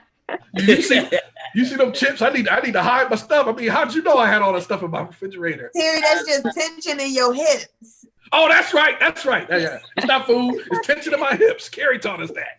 Right. But you got to think about what the doctor also said, Cass. Like specific rules of mask, distance, water, health. But the excuse is, I don't have to do it because it's not going to affect me. It's like people keep coming up with dumbass answers to justify what they just don't want to do. I would prefer you just tell me, Romeo, I don't want to wear a mask. Cool, stay away from me. Go about your life. But don't pump fake me. Like me and King James say, don't give me the pump fake. I'm good. Yeah. No. Here's the thing. I just read it, but it doesn't have. I don't know if it has anything to do with us as of yet. 1/6 of the Mississippi state legislature has contracted the coronavirus. 1/6. Now, these same people who refuse to wear the mask, again, are clogging up my hospitals for the people who are actually obeying the rules, regulations, and recommendations. So if something happens to somebody else on some other, heart disease or get in a car accident, they don't have anywhere to go because the people who refuse to obey the rules are clogging up the hospitals. Yep. So, hey, those in the Mississippi state legislature, don't go to the hospital because you said it was fake. You said it was fake. What else, right? Herman Cain, why'd you go to the hospital? It was fake. Why are you going to the hospital now? See, that's what I'm talking about right there.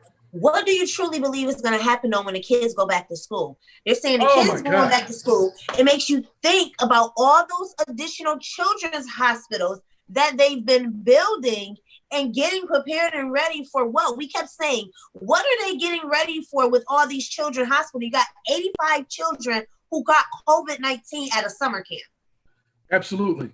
And the thing about it is that, they are unleashing draconian, like totalitarian methods and tactics to force people to go back to school as if this place is, is like a dictatorship.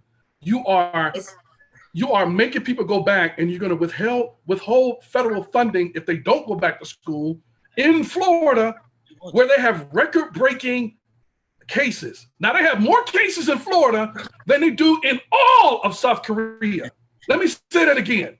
They got more cases now per day in Florida, one state, than they have in the entire country of South Korea, and you want them to go back to school. Man, what the hell's wrong with you? Right, so there was less people getting COVID when the schools were closed down originally, but the numbers are going up, and we're going to open the schools up even though we closed them down when there was less going on. I'm just extremely confused on how that's going to They know what they're doing.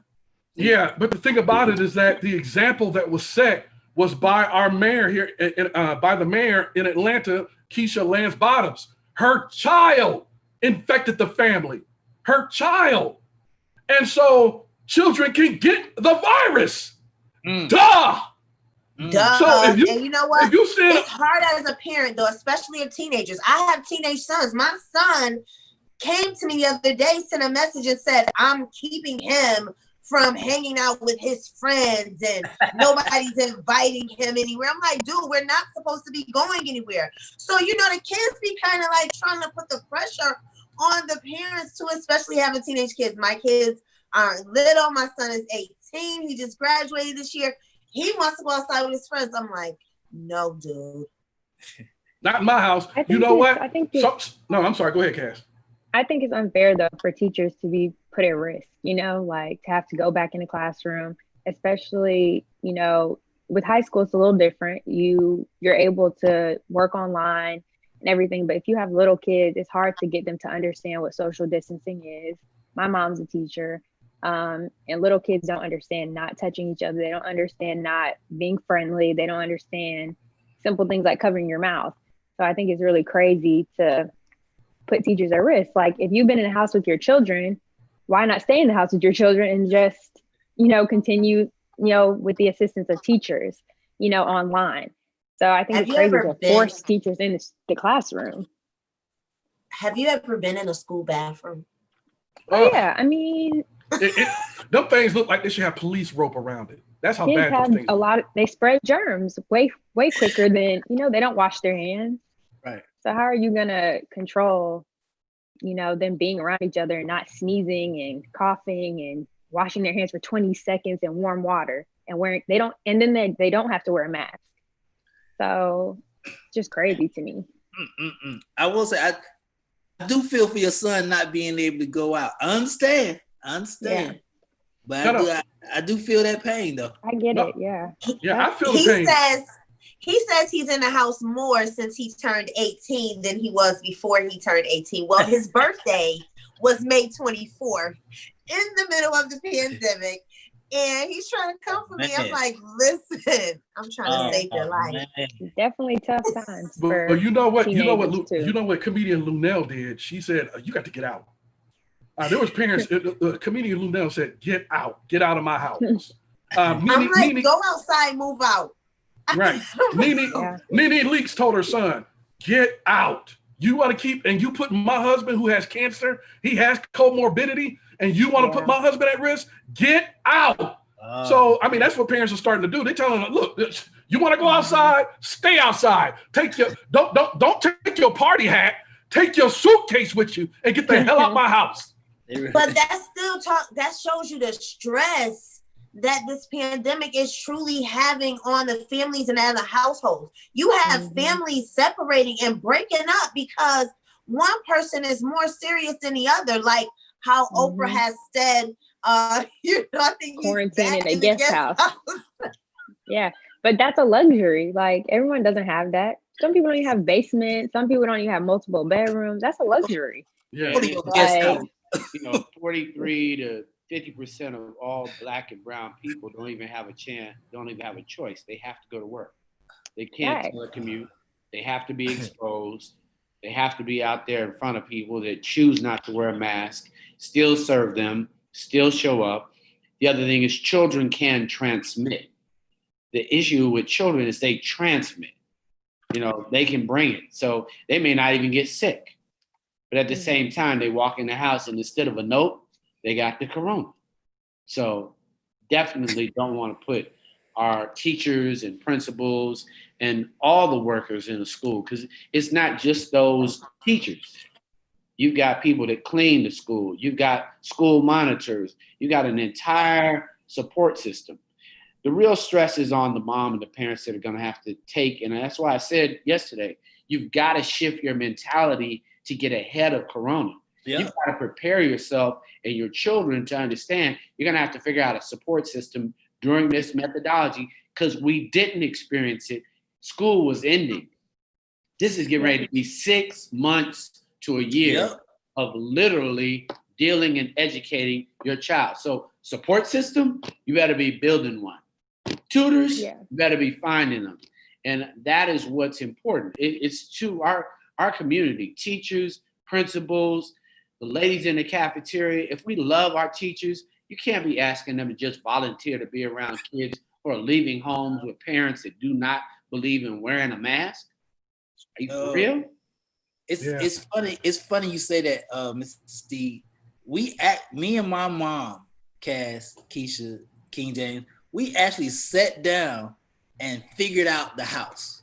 Like, hey, okay, this is how we're gonna move in the house, and this is how we're gonna communicate, so that all this time we're spending together, I'm not driving her crazy and acting like a kid, and she not going crazy with me running around like a kid. So I do think that if you are in a household, definitely if you're in a household like Keisha's, I do think it's a conversation with like the house, like, hey, what does everybody need not to go crazy?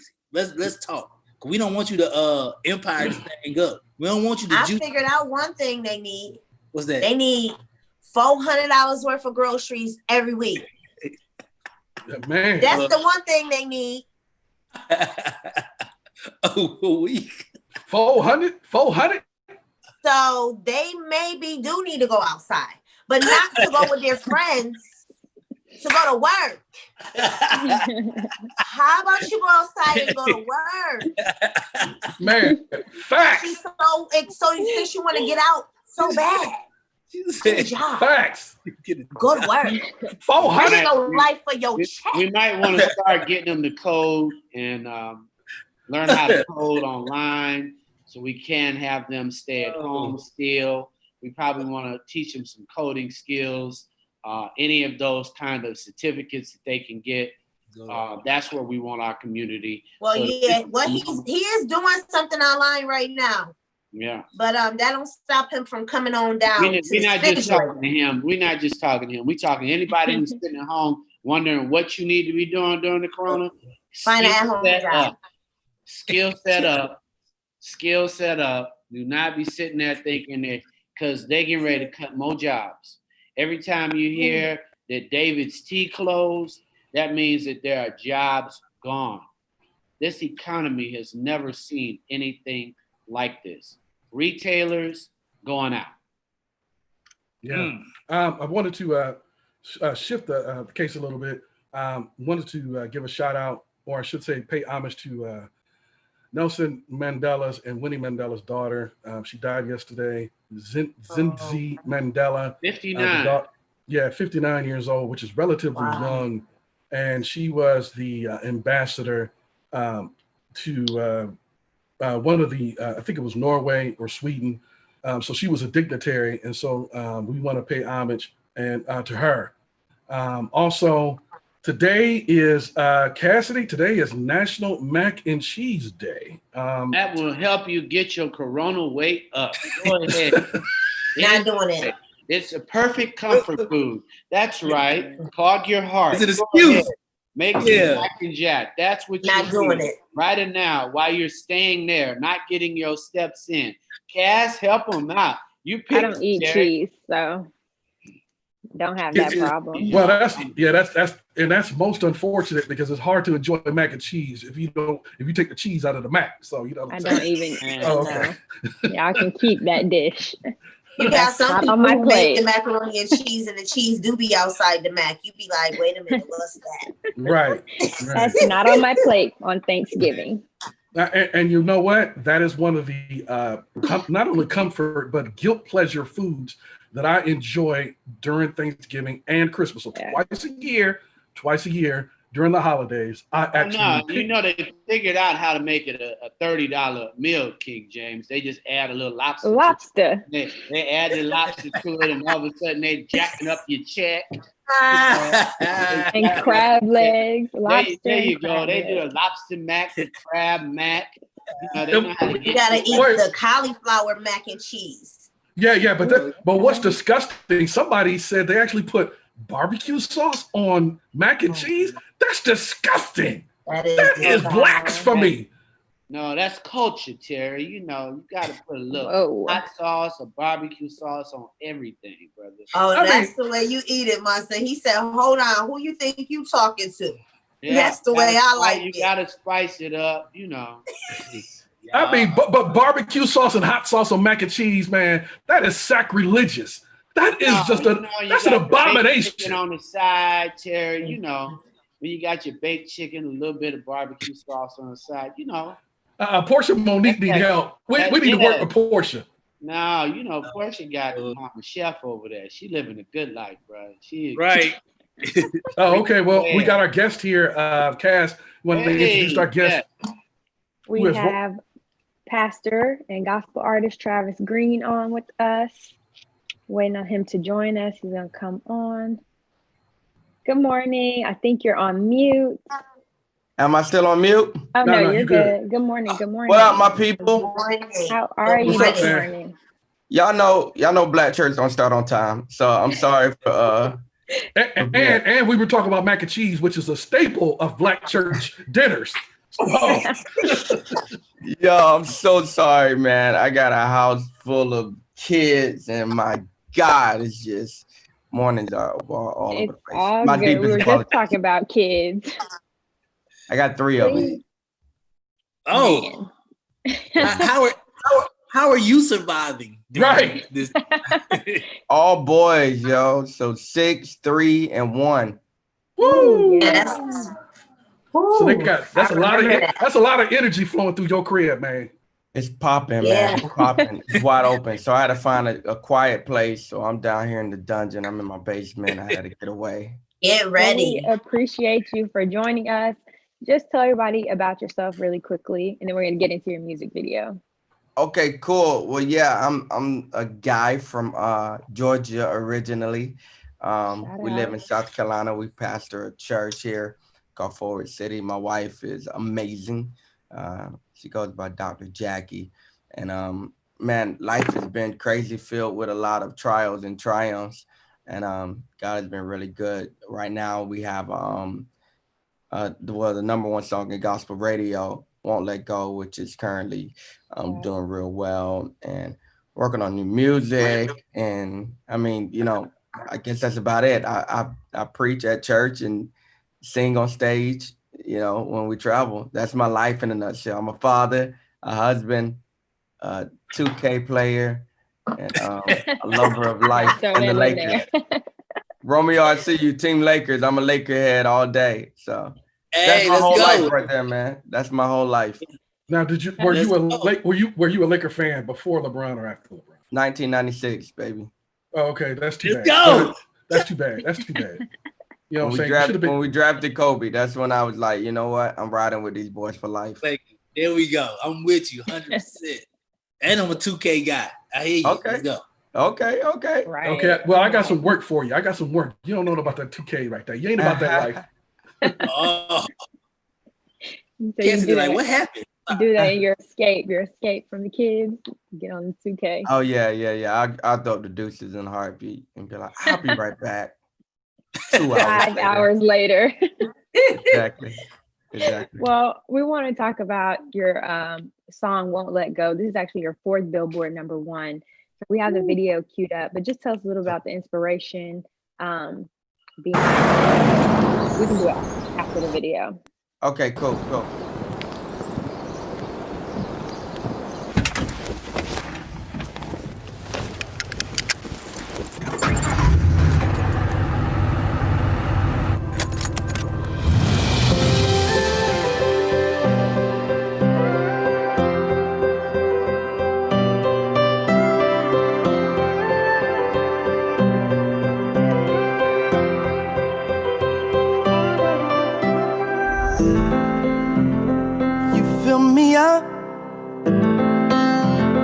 Strength for the journey, always enough. When I am lonely, you're there. Everything I need, love all around me.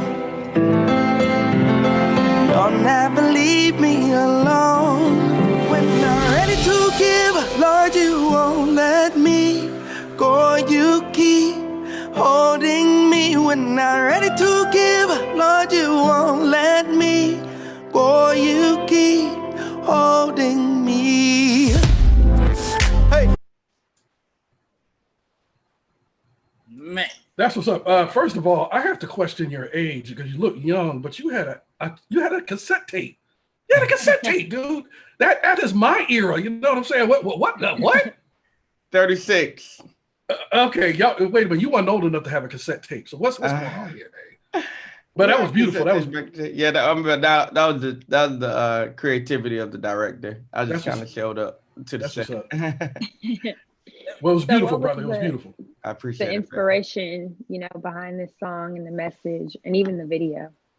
Yeah, so I randomly started writing the song. Well, the inspiration behind it is because the label wanted something from my album, my most current album, that was more radio friendly. So I was pretty much done with the record, and I was like, all right, cool, I could write something else. And so I really was just the idea, the concept of it came to my head. I was holding guitar on the steps, and the idea just came. But the really cool thing about it, I recorded it on June 6th, which is the 30th anniversary of my father's death. So I recorded it on that day, and I sent it to my mom, and I sent it to a friend of mine that was battling cancer. Her name is Cherie. She ended up passing, but it was like my final gift to her. And our final exchange of text messages was like, yo, I really needed this. Today was a really tough day. And so I think the song is just an encouragement. And I think from their responses, I knew it would be special. And I didn't know COVID was going to hit 2020. But I think the timing of the song is just so necessary for what's going on in the world today. People need hope. Yeah, the song was beautiful. The song was beautiful. Your music is always so encouraging and so inspiring, being that light for the world. Do you have another single or something that's going to be coming next? Another music video you working on? I'm always working. So yeah, I got an entire new project that we've been working on. And I don't want to spoil it and tell all the features, but it's people on there that would surprise you. From Anthony Hamilton to, the list goes on and on. So I'm not going to say all the features, but the album is really crazy. And it's basically my quarantine album. I've been kind of working on it over the past couple months, really just down here in my little lab. And so we got some heat that we've been cooking up. I can't wait to share with everybody. Yeah, a lot of your music has like a soul feel. We see you got those guitars going over there in the back. How long you been playing?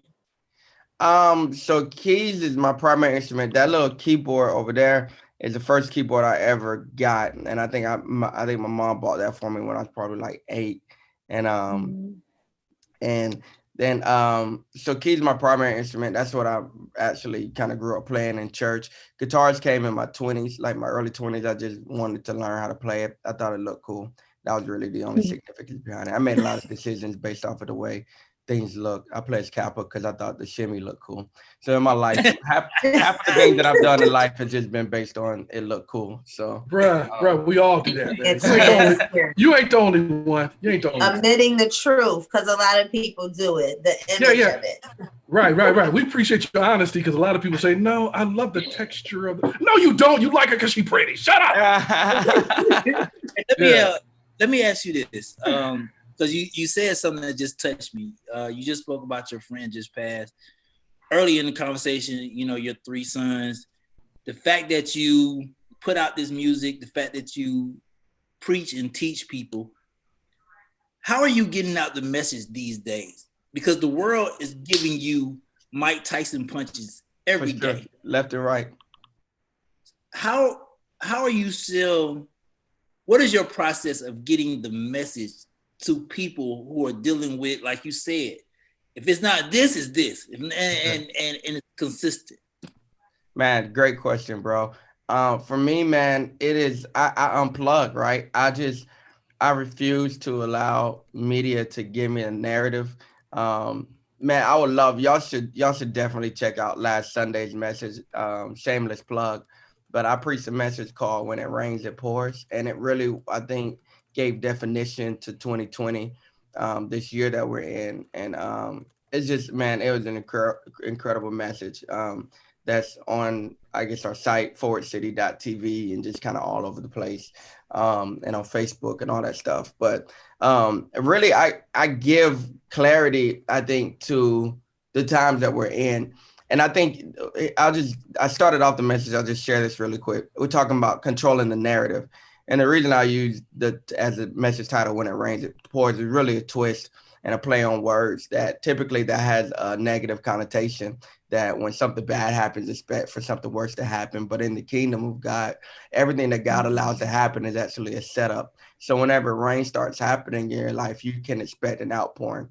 Rain is a nuisance for anyone who don't have seed in the ground. For a farmer, rain is the greatest thing that can happen. And so I think for the body of Christ, I think now is really an amazing time for us to rise up and not hide in the shadows, but move upstream like you guys are doing, letting our voices be heard, moving to places and positions of influence that can evoke change. And so I think that's what day we're in. And I refuse to allow, I respect the news. And, you know, I think it's important to know what's going on, but man, you can't allow them to drive the narrative. I think you have to counter everything that you see and everything that you hear with the word of God. And if it doesn't line up, something has to be wrong.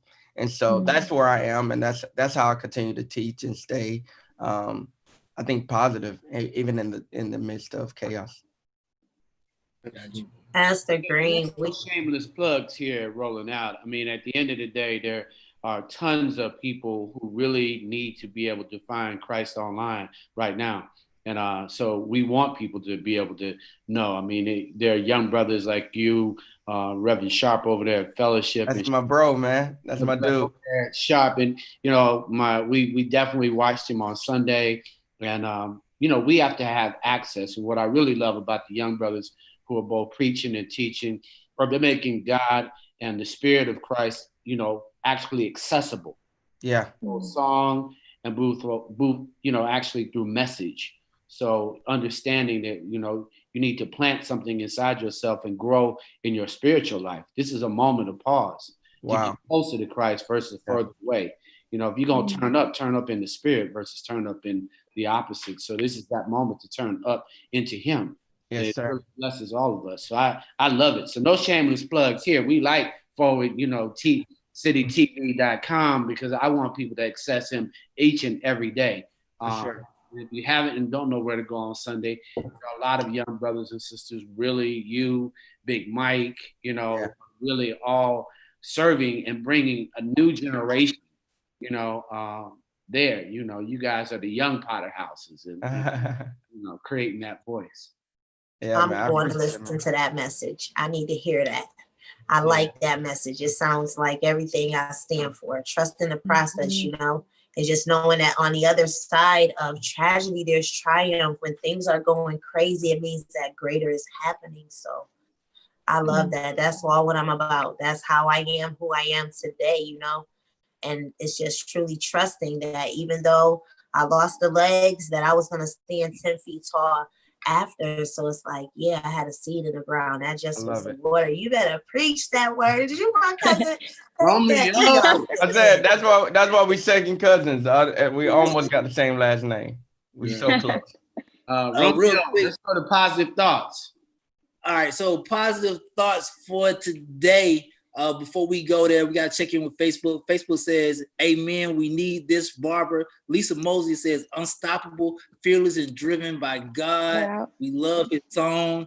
A beautiful song, very inspiring. So I'm going to kick off the positive thought for today. My positive thought for today is, if you're not Team Lakers, get your life right. But smile, it gets better. King James. Yes, I'm going to piggyback off of Reverend Travis Green in terms of no matter what anybody else is saying and what the world is saying and what the news is saying, trust that spirit. God is talking to you. And if he says to do something or not to do something, or don't go to that COVID party, or don't, you know, just stay indoors, obey that little voice inside of you. Follow it. Trust me, when I have disobeyed it, I have paid the price. Listen to that little inner voice. And I passed the ball on to Keisha. I'm going to roll out on that same thing right there. We're going to keep it right there. Get you a seed in the ground. Because if you believe that it's truly raining and it's raining in your life and things are happening that just don't seem right, get you a seed in the ground. So that way when it stops raining, you're able to see the harvest and the flourishing that's going to take place. So I'm rolling out with that one. Pass the ball. I'm passing the ball to Cass. My positive thought of the day, Dr. Williams, drink your water. Make sure you guys are staying hydrated. I'm passing the ball to Pastor Travis Green. Awesome. My positive thought for today is to love the people around you, man. Your next breath is the option of God, not yours. And so don't take life for granted. Love people, hug them, forgive, man. I think that God is a God of restoration, and the Bible tells us to be peacemakers. So don't be, be willing to swallow your pride, to say I'm sorry, and to make amends, because life is real short. Passing the ball to Mr. Steve. Hey, we want to thank you all. Thank you. Definitely, Travis, you're going to have to come back. We need a little bit more every now and then, check in. But for all of you out there, I want you to understand that God has both peace and purpose for you. So live in your peace and your purpose. It's 10 o'clock.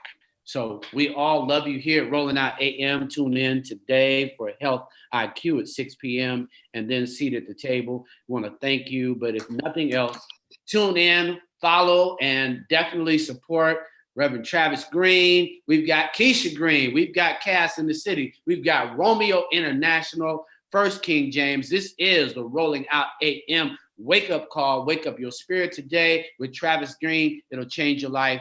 Amen. This is Munson Steve. We are out. Peace. And the next time you come, Travis Green, you gotta sing. You gotta sing. Hey, I'm with it, man. Y'all forgive me once again for being tardy. Please have me back. Portia, I'm sorry. Ashley, I'm sorry. I'll be on time next time. I'm not gonna blame my team, but I'm just gonna take responsibility. It's on me. I love y'all. Much love. Take care.